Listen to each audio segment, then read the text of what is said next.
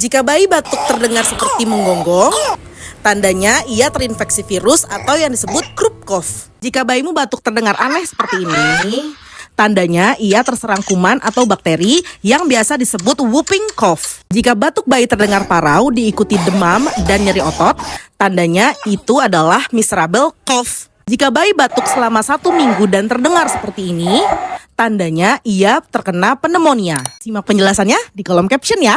Mari jaga kesehatan bayi sebelum terserang penyakit. Dengan Laktahani juga bisa loh. Selain meningkatkan kualitas dan kuantitas ASI, Laktahani juga bisa menjaga daya tahan tubuhmu dan si kecil.